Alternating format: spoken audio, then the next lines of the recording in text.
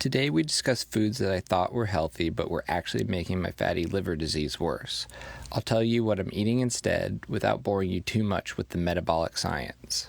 First up, we have heart-healthy multigrain Cheerios. Pretty much everyone knows sugary cereals are bad. If I had said to you Frosted Flakes, Lucky Charms, Fruit Loops, or Captain Crunch, you would have looked back at me thinking, well, duh.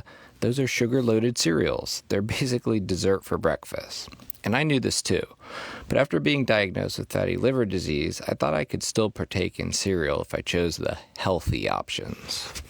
I knew Honey Nut Cheerios were pretty sweet, but I figured that the multigrain version, the one that made the claims that I'm putting on the whiteboard right now, would be better. But the marketers are good, really good. And while yes, multigrain Cheerios are better than Honey Nut, which, oh by the way, contains the same amount of sugar as 2 double-stuffed Oreos, the multigrain version still contains 8 grams of sugar per serving, or like 1 double-stuffed Oreo. And let's be real, who's only eating 1 serving of cereal at a time? Multiply that number by 2 or 3, and now we are staring at 24 grams of sugar for breakfast. Sheesh! Even if the macros did make sense, most cereals are extremely processed versions of their original, healthy grains. Oats, corn, and rice can be good sources of carbohydrates when they're consumed in their natural forms. But when they are powderized and popped out into their cereal shapes with added sugar, it spikes your blood sugar and insulin fast. And those repeated morning spikes are exactly what drives your triglycerides up over time. I thought I was being a responsible adult and I was choosing a better breakfast option, but I was falling for the marketing. Now, if you want me to tell you what the healthiest cereal option is, well, use real grain. Get rolled or sprouted oats and make hot oatmeal. Spice it up with ground flax seeds or chia seeds for fiber, fresh berries and nuts or nut butter, like peanut butter or almond butter. You could do the same thing with cold overnight oats. What's that? I know. I hear you yelling at me. That isn't the same. And yes, you're right, it's not. So with that in mind, I will let you know that there are some alternatives that can bridge the gap from cookies for breakfast to a bowl of hot oatmeal. Enter in cereals like Catalina Crunch and Magic Spoon. These will still give you the flavor and crunch you want, but they do so with low to no added sugars and with an added dose of protein and fiber to help slow down your blood sugar response. And sure, the internet processed food police will still boo-hoo these cereals. I know because it's happened to me on Facebook many times before. But one thing I always say is if you're eating 80% better than you were before being diagnosed with fatty liver, you're headed in a good direction. Number 2. Let's talk about nature's candy, or as you may know it, dried fruit, like raisins, craisins, and the social media favorite, dates. Is it better than the actual candy because it contains fiber and other nutrients? Yes. And if you've been consuming a lot of candy, then switching to dried fruit could be a step in the right direction. Marketed with some truthful, albeit misleading facts, such as whole fruit, 0 added sugar, craisins packaging tells you that they're great on salads. The Sun-Maid brand of dates has a Healthy Food Fitness Award emblem. Here's the problem. If you're trying to reverse fatty liver disease, dried fruits are, as the name implies, fruits that have been dried. Since most of the water has been removed, they are less filling. So while you could pop 40 raisins in your mouth in one sitting, they won't fill you up the same way eating 40 grapes would.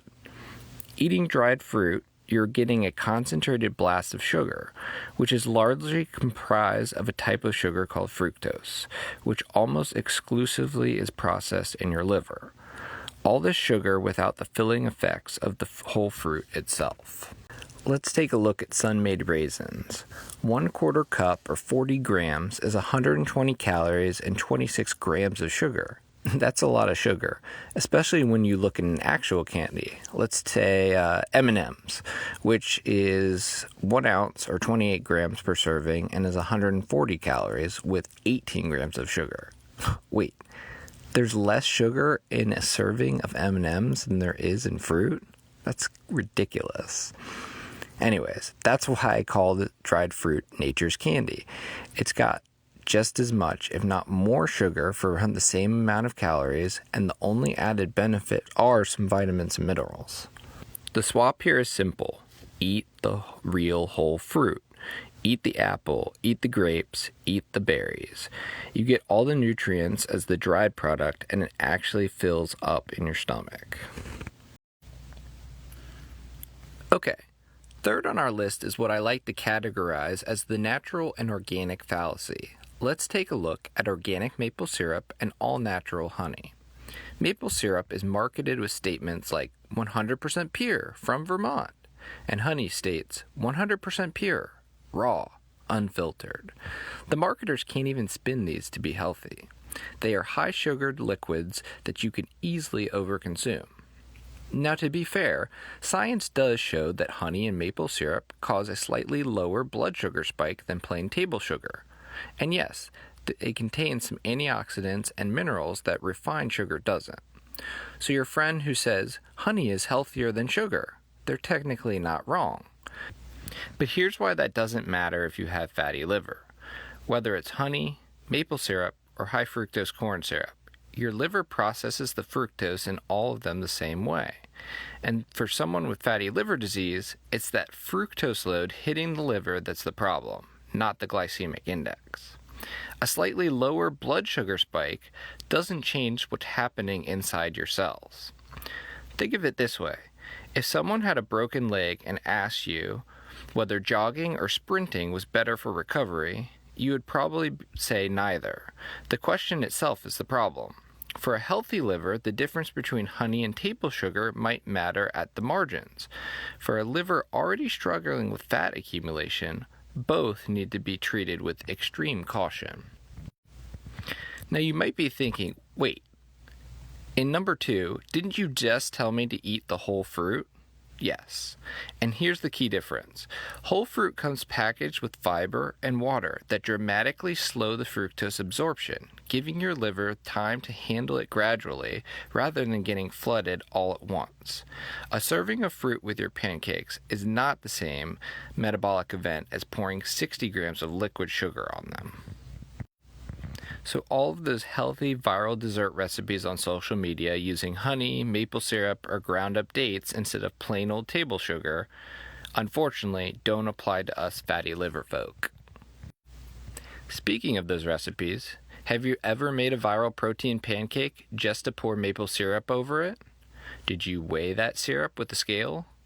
If not, I bet a lot more than one serving made it onto your plate. An ounce or 30 milliliters is a serving of maple syrup, and it contains roughly 24 grams of sugar. Chances are you douse those pancakes with 2 to 3 times that much. Topping a healthy protein-fortified pancake with roughly 60 grams of sugar is going to wreak havoc on your liver, whether it's from a natural source or from cake. And, not to mention, that's more sugar than you should be eating in an entire day, let alone just breakfast. So what should you do instead? Like before, I turn to fruit. I like to take frozen organic blueberries I get from Costco and put 1 cup serving into a bowl. Add a little water and a dash of vanilla extract. Heat them up in the microwave. Now dump that entire fruity, liquidy goodness right over your pancakes. And voila! You have delicious blueberry pancakes that are not super dry, have a fraction of the sugar as the syrup-ridden pancakes, while having the added bonus of the fiber and antioxidants from the blueberries. The lesson isn't that natural means safe, it's that the marketing team doesn't even have to lie, not when they can just let the word organic do the heavy lifting. Moving on to number 4. Oat bars and granola bars. Growing up in the 90s, these were a staple of snack time. They were convenient and tasty. And I've always been a big fan of the Nature Valley bars. As an adult, I enjoyed the soft-baked oatmeal squares, as well as their chewy protein granola bars. The marketing team points out that they're often low in fat, a slogan synonymous with health since the 90s. The boxes often feature the word energy or nature, while depicting outdoor activities like hiking or cycling. And sure, if you're doing these intense activities like hiking, cycling, or swimming, you can definitely take on the carbs and sugars that these bars contain. Did you know that 2 Chips Ahoy cookies come in at 11 grams of sugar, while those natural soft-bake oatmeal squares have 9 grams? So you're basically still eating a cookie for your snack. Every time you grab one of these between meals, you're spiking your insulin again. And as I mentioned earlier, it's those repeated insulin spikes throughout the day that keep your liver in storage mode and prevent it from burning fat. So you may be wondering, why is it that these granola bars have cookie levels of sugar? It's because of something I'll call the glue factor. To make these bars stick together, you need a binder. And for processed foods, that binder is usually corn syrup, because it is sticky, cheap, and sweet. But let me make it abundantly clear, sugar is not the only binder. And the alternative to these sugar binder commercial bars is making homemade bars. When doing so, you control the ingredients. For your homemade binder, you can use nut butters, flaxseed, or chia seeds, which are all healthy fats. And once baked, they will keep your bars together. You could also utilize unsweetened applesauce or bananas to help bind the oats together and retain some of the sweetness of the store-bought items. If that still isn't sweet enough, since you're making them yourself, you can add some liver-approved sweeteners like allulose or stevia or monk fruit. Another alternative is to try to cut out snacking altogether. But I'll get into that in another video because we've arrived at the last food group that was hindering my fatty liver reversal: condiments and sauces. For me, the biggest item was probably barbecue sauce, specifically Sweet Baby Ray's, although a close second might have been Chick-fil-A sauce. Sweet, and I'll repeat, Sweet Baby Ray's, they don't even try to market this in a healthy way with sweet in the name. And how sweet it is, with 17 grams of sugar per 36 gram serving. That is a lot of sugar for dunking your boneless, skinless chicken breast into. And guess what? Do you remember how there was a long period of time where the marketing departments made sure that labels were stating their products didn't contain high fructose corn syrup? Well, it's the first ingredient in Sweet Baby Ray's. This is a big no-no for the liver. High fructose corn syrup goes straight into your liver for processing. It doesn't pass go, and it doesn't distribute to your muscles for energy. Your liver has to deal with all of it. And we already know what happens when you overwhelm your liver with fructose. To think, I was using a full serving of this sauce for my barbecue turkey sloppy joes. No wonder they tasted so good. So before I tell you the alternative I now use, I want to first point out that with condiments like these, it's no wonder why roughly 1 in 4 Americans has fatty liver disease. The marketers are masters at their job.